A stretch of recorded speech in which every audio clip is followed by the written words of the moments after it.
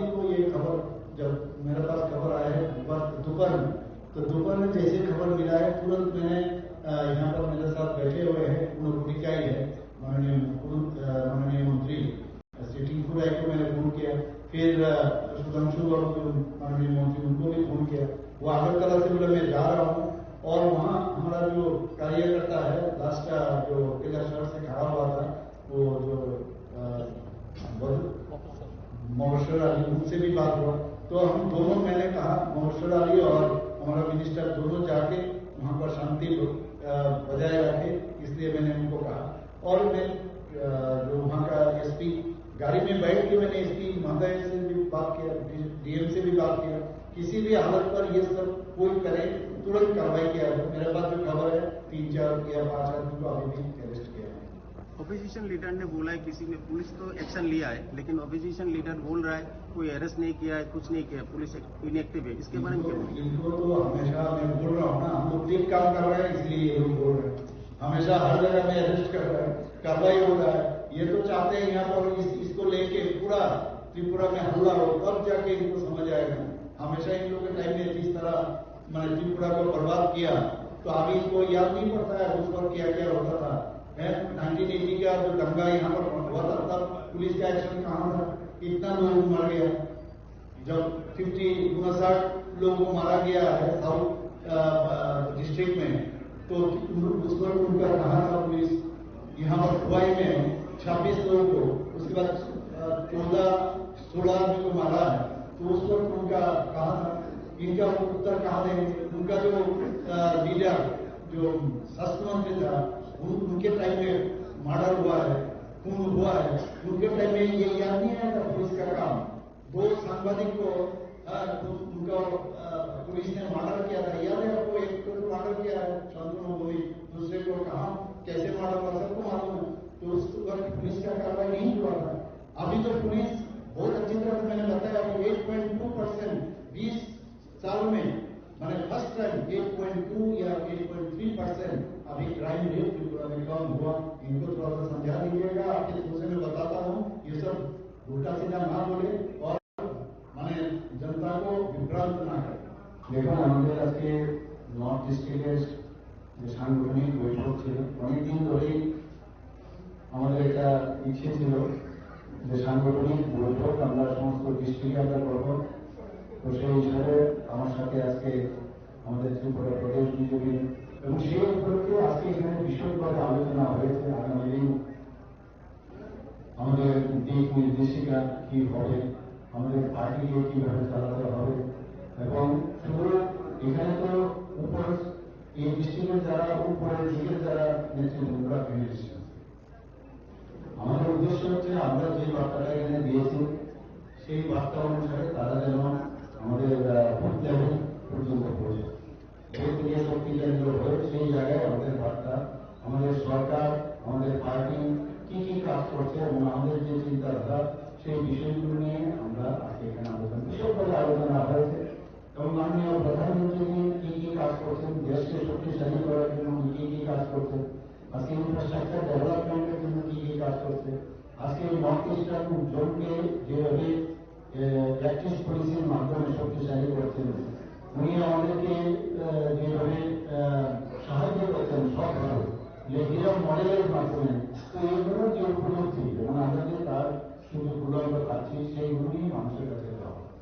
আজকে এনজিএম জায়গা সম্পর্কে এখানে কথা হয়েছে, যে আমি বিষয়ে আলোচনা হয়েছে, যে ভুল বোঝানো হচ্ছে এই যে আমাদের মনরেগার যে আগে যে ব্যবস্থা ছিল সেটাকে পরিবর্তনের মাধ্যমে সেগুলো পুরো জিরামের বিষয়ে আজকে আলোচনা হয়েছে।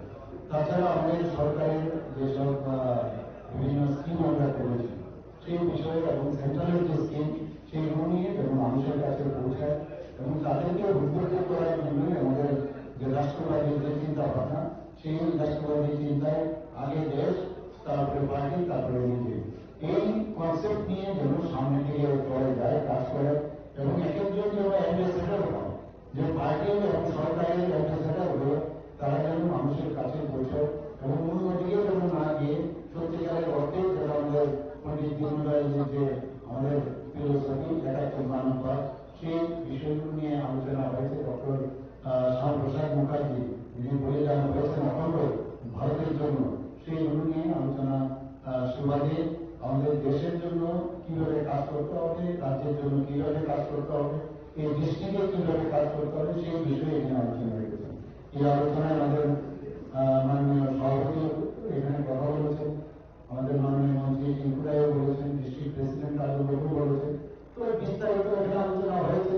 সময় কম, আবার আমাদের ফিরে যেতে হবে, আগামী দিন আবার আলোচনা হবে। এবং সামনে এডিসি ইলেকশন, এডিসি ইলেকশনও আমরা একটা রূপরেখা আমরা আমাদের সামনে তুলে ধরেছি, আগামী দিনে আমাদের কি করতে হবে। তো মোটামুটি যদি আমরা দেখেছি আত্মতুষ্টির কোনো অবকাশ নেই, আমি ভালো কাজ করছি, এত যদি আমি মনে করি যে আমার সব হয়ে গেছে, সেটা না। আমরা মানুষের সামনে আমাদের যে ভারতীয় জনতা পার্টি যখনই বেশি করে তাদের শাসনভার বা তাদের যে কাজকর্মে যখন আরো বেশি বাড়ে, আরো বেশি নবজান হয়ে সাধারণ মানুষের কাছে যেন যায়, ডাউন টু আর্থ হয়ে মানুষের কাছে পৌঁছানো, সেই কথাগুলো আজকে এখানে আরে এখন তো ওনার জাস্ট খালি কত হয়েছে, তারপরে তো এগুলো নিয়ে পরে কথাবার্তা হবে। এখন আপনাকে কি করে এই বিষয়ে কথা হবে, সময়ে সবাই শুনতে পারবেন। এসি ইলেকশনে তো বললাম আমরা 28 আমরা চাই, তো ন্যাচারালি আমরা সেই বিষয়ে আমরা কাজ করছি। পরবর্তী সময়ে কি হবে সেটা করে, কিন্তু আমরা 28 নিয়ে আমাদের টার্গেট 28, এবং 28 আমরা জিততে পারি সেই আমাদের আশা আছে, এবং সেভাবে আমরা কাজ করছি। গতবারও আপনার 2021-এও দেখুন আমরা কিন্তু মাত্র 11টা আসনে আমরা ডাইরেক্টলি আমরা প্রতিযোগিতা করেছিলাম, আর দুটো ফ্রেন্ডলি, সেখানে কিন্তু 9 আমরা পেয়েছিলাম, 9টা প্লাস 1 পরবর্তী সময় একটা 10টা হবে। কাজে এখন যেভাবে যে গতিতে আমরা কাজ করছি, বুঝতে পারছেন যে 28টার মধ্যে আরো যদি আমরা পুশ করি, তো ন্যাচারালি আমরা 28টা না। দেখুন অনেকগুলো কথা তো আসে অনেক জায়গায়, কথা তো সব চলেই আসে। সুরাইবাড়িতে অনেক যে ওখানে যেসব কর্মকাণ্ড হয় বা কমপ্লেন বহুত আসে, তো আজকে এখানে ফিজিক্যালি প্রেজেন্ট থেকে এবং ক্রাশিং বিষয় নিয়ে ক্রাশিং স্টোন যে সেই জায়গাগুলো দেখলাম, সত্যি মানে যেটা শুনেছি তার অনেকটাই কিন্তু আমি সেটাই ওখানে পেয়েছি। আমি ওনাদের সাথে কথা বলেছি, কাউকে আমরা চাই না যে কারোর পেটে খাওয়ার সমস্যায় হোক, সেটা আমরা চাই না, কিন্তু তাদেরকেও কনফিডেন্সে নিয়ে যাতে পজিশন ঠিকভাবে তাকে ঠিকভাবে মেনটেন হয়, সেভাবে আমি ডিএম মহোদয়কে বলছি, পুলিশ অফিসারকে বলছি, অন্যান্য তাদেরকেও বলেছি।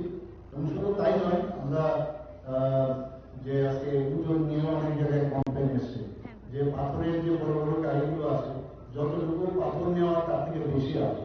তো আজকে আমি দেখলাম, নিজেও দেখলাম, তো এক একটা গাড়ির ওজন নির্ধারিত আছে। তো আমি জিজ্ঞেস করলাম, এবং আমি আবার আপনাদের মাধ্যমে বলবো, অভিনন্দনদেরকে বলে এসেছি যে কোনো অবস্থায় সেই গ্রুপকে আমরা হতে দেবো না। রিফর্মের কথা কিন্তু আমি বললাম, এখানে মাননীয় প্রধানমন্ত্রী যে রিফর্ম চাইছে, is of doing, is of business, is of working, is of mentality, everything সব সহজ সরলভাবে জীবনযাপন আমরা চাই, এবং সেইভাবে কিন্তু অন্যায়ভাবে করি বা অসাধু